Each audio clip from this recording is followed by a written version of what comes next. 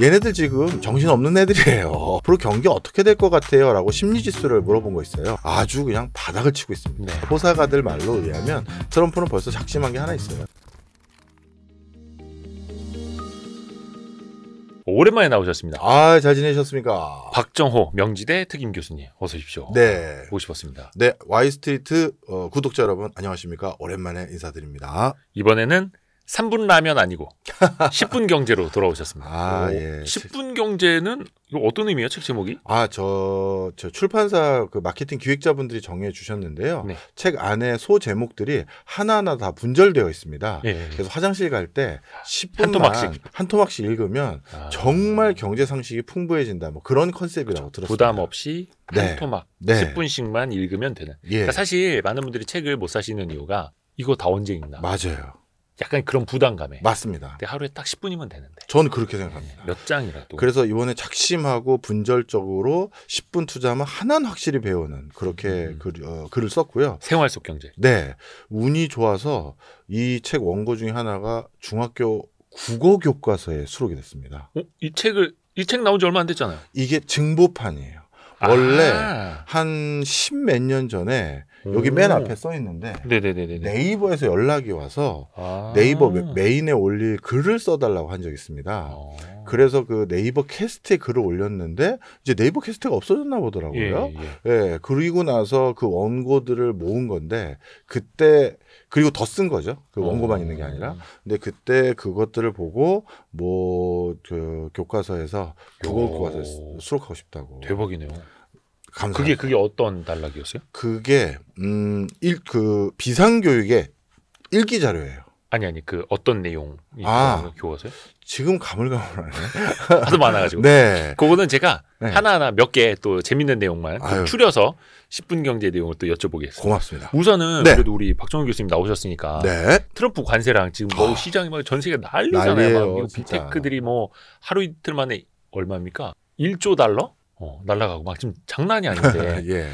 일단은 그 상호 관세 자체는 어떻게 보셨어요? 이게 저희가 4월 8일 화요일 오후에 찍고 있고 4월 9일 업로드가 될 건데 상호 관세는 4월 9일 미국 시간으로부터 발효가 되지 않습니까? 네. 물론 그 전에 또 트럼프가 어떻게 할지는 모르겠습니다만 일단 이 현상 자체는 어떻게 보고 계세요? 저는 발효를 할 거라고 보고요. 그리고 현상 자체는 말도 안 되는 룰이지만 우리들 입장에서는 미국 입장에선 너무 급했구나. 이거라도 해야 되나 보다. 이렇게 생각한 걸로 판단됩니다. 좀 설명을 드리면 급했다고요? 예. 트럼프가 지금 가지고 있는 숙제들이 몇 개 있는데요. 네. 일단 빚을 갚아야 돼요. 그 국가부채, 정부부채. 네. 그것도 단기 국채가 이제 자기 임기 초반에 다 밀려 있거든요. 네. 바이든 때 여기 계신 분들도 다 아시겠습니다만 그때 팬데믹이었잖아요. 네. 그때 재난지원금 나눠주고 방역한다고 엄청난 국채를 발행했는데 그 단기채였어요. 그러니 바이든이 돈을 썼지만 갚아야 될 건 트럼프가 된 거예요. 그러면 이 국채를 이제 갚아야 되는 상황에서 이걸 갚는 대표적인 방법들 중에 뭐가 있느냐 하면 당연히 세수입 확보해서 그걸 갚아야 되잖아요. 그런데 세수입이 대부분 어디에서 징수되는 게 일반적이냐면 두 가지인데요. 하여튼 시기를 먼저 봐야 되는데 시기가 법인세, 소득세 모두 연에 한 번 부과해요. 그런데 국채라는 게 그 시점에 모두 맞춰서 발행된 게 아니잖아요. 중간중간 갚아야 될 돈도 많은 거죠. 그런데 그럼 중간중간 갑자기 돈 들어올 때가 있어야 되는데 제일 좋은 게 미국에 장사로 오겠다는 사람들에게 입장료 받는 거죠. 입장료. 네, 관세. 네. 네. 이거는 백악관 보좌진들이 쓴 표현입니다. 입장료라고. 그래서 이렇게 상시 입장료를 받아서 그걸로 세금을 벌충해야 될 만큼 지금 미국의 부채 부담이 상당히 큰 상황이고요. 그런 과정에서 이런 방법에 대해서 고강도로 수를 쓸 수밖에 없었던 게 첫 번째고요. 그다음 두 번째는 그러면 그 관세 부과를 과거와 같이 중국이나 이렇게 견제하는 국가 대상으로 하지 동맹국까지 넓히는 이유는 뭐냐? 대부분의 국가가 지금 적지 않게 중국의 우회 수출국임이 어느 정도 확인이 됐다라는 게 미국의 주장이에요. 그러다 보니까 이 두 가지 이유로 세금도 많이 확보해야 될 뿐만 아니라 중국을 견제하기 위해서 이런 조치를 취하는 게 지금 트럼프 행보입니다. 진짜 세수를 관세로 확보하려는 목적도 있고 중국을 견제하려는 목적도 있고 또 그걸로 인해서 일자리를 또 미국으로 들여올 수 있다면 더 좋은 거고. 맞습니다. 이거를 이렇게 이해하시면 더 쉽게 이해가 되실 거예요. 이번에 고율의 관세를 부과한 대표적인 나라 중에 캄보디아가 있습니다.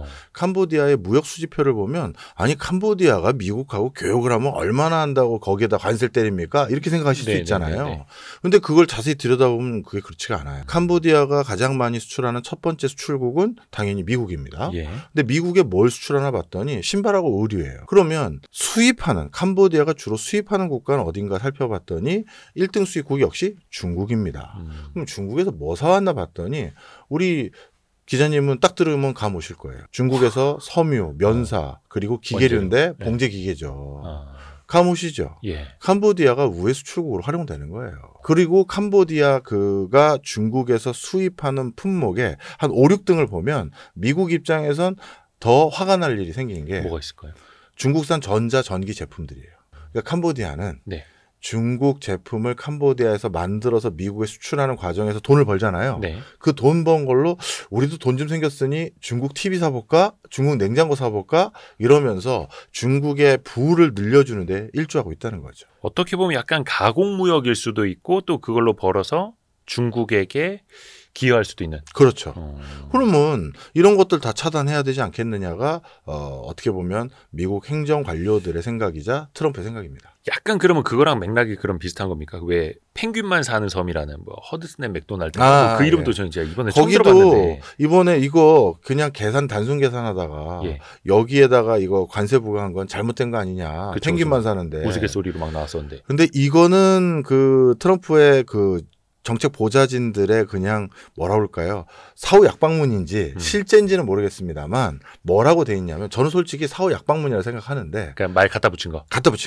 뭐라고 했냐면 거기마저도 중국의 우회 수출로로 나중에 선정될 수도 있지 않냐. 그래서 우리는 원천봉쇄한 거다라고 했지만 저는 그냥 갖다 붙인 거라고 생각하는 게 이번에 트럼프가 방송인답게 우리 그 스티커 작업할 거 들고 왔잖아요. 판넬. 판떼기라고 하는. 판떼기요. 판떼기 들고 온 거랑 실제 보고서 내용이 달랐죠. 특히 한국 수치가. 그렇죠. 25, 26.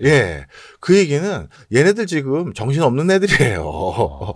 그런 숫자 하나 틀리면 이거 난리 날 일이거든요. 사기업에선. 그렇죠. 특히 이제 외교 관계. 그럼요. 그래서 나중에 확인해 달라고 했더니 그 문서에 있는 게 맞아요 하고 넘어갔는데 그러니까 얘네 지금 기본 꼴도 못 하고 있는 애들이에요. 근데 나중에 말을 또 바꿨죠. 문서에 있는 26%가 아니라 그냥 25%가 맞아요. 그러니까. 그래서 이게 지금 그 펭귄만 사는 섬도 뭐야 이거 넣은 거야? 하다가 이게 사실 우리가 이렇게 한 거예요. 마이클 과장 일로 와봐. 네가 넣었냐? 이렇게. 약간 그런 거 아닙니까? 맞습니다. 근데 뭔가 체계적으로 하는 거는 아니고 약간 급했다. 그리고 급할 수밖에 없는 게 트럼프는 자기 임기가 4년밖에 안 남았는데 이 빚도 갚고 중국을 누르는 게 이 4년 안에 달성할 수 있는 목표가 아니다라고 생각하는 것 같아요. 그게 더 조급증이 있고 몰아붙이는 것 같습니다. 약간 이거 이제 경제의 영역은 아닙니다만 본인은 일하는 걸 좋아하고 일을 더 할 수 있다라고 하면서 약간 삼선 도전 막 이런 거 내비쳐갖고 약간 그것도 좀 하죠. 의아하게 했습니다. 그건 헌법을 고쳐야 되는 거잖아요. 네. 그런데 공화당에서 일단 입법 준비는 했어요. 몇몇 의원들이. 그래서 발의할까 고민 중에 있습니다. 될지 안 될지는 모르겠어요. 거의 그러면 시진핑이랑 똑같은 길을 가는 거잖아요. 근데 이제 미국 국민들을 설득하려고 하는 거죠. 나는 내가 돼야 중국을 누를 수가 있는 거지. 그래서 미국의 패권을 100년 이상 연장할 수 있는 거지. 나는 못해.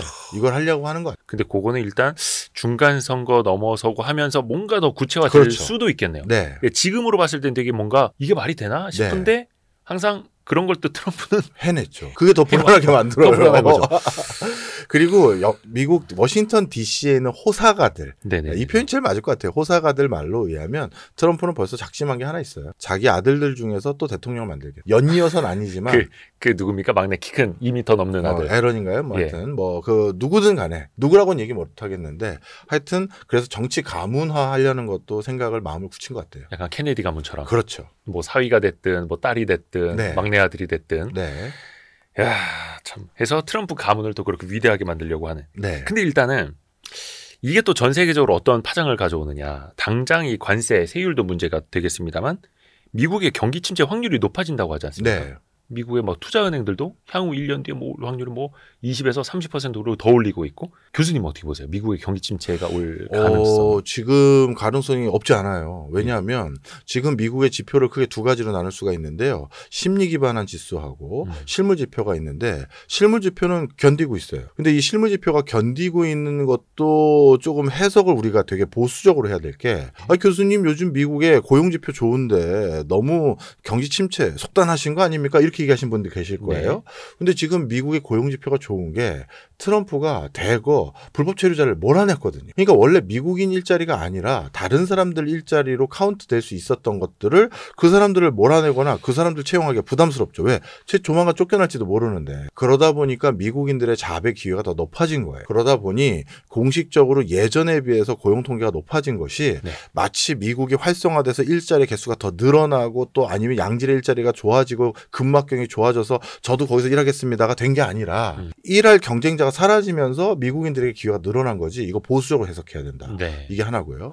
그다음에 나머지 실물 지표 중에서 구매 지수라든가 이런 것들이 그래도 견실하게 버티고 있는 이유는 네. 아직 뭐 좋은 건 아니지만 버티고 있는 이유는 트럼프 때문이에요. 트럼프가 계속해서 관세 더 올릴 거다라고 이미 엄포를 놨잖아요. 네. 그러면 나중에 사면 비싸게 사거든요. 지금 사야지. 땡겨 사야죠. 제일 싸죠. 그래서 그 구매 지표와 관련된 여러 가지 지수들이 그나마 버티는 이유는 야 하반기에 더 오를지 몰라 지금 사 이런 마인드가 붙어져 있기 때문이에요. 그러니까 이런 것들은 궁극적으로 경기가 좋아질 것 같습니다라는 이유 때문에 지표가 활성화되고 있는 것이 아니라 굉장히 이례적이고 특이한 것들 때문에 지표에 반영되는 부분이 섞여 있다는 거죠. 그래서 이거 보수적으로 해석해야 된다는 거고. 네. 그런데 사람들에게 앞으로 경기 어떻게 될 것 같아요? 라고 심리지수를 물어본 거 있어요. 소비자들하고 그리고 기업가들에게 아주 그냥 바닥을 치고 있습니다. 네. 그런 건 지금 미래에 대한 전망이라는 건 그건 가시적으로 언젠가는 현실화될 가능성이 많거든요. 그렇죠.